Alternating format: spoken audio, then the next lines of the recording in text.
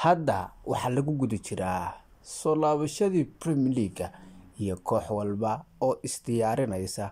Kooxaha kala ah Manchester United, Arsenal, Chelsea iyo Manchester City, Tottenham ilaa Big Six oo dhan waxay isku diyaarinayaan soo laabashada Premier League inay si fiican ugu diyaar garoobaan, kuwaas oo balaayarin kala duwan la soo saxiixday. Naadi kastana meesha uu ka liito iska adkeynaya. Naadiga Liverpool ilaa haatan wax heshiis ah ma aysan gaarin.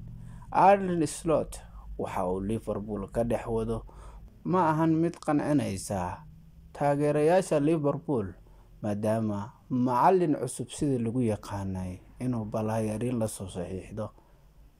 Haddaba Arne Slot sida uu wax ku wado ma tahay Liverpool mid u dan ah oo anfacaysa?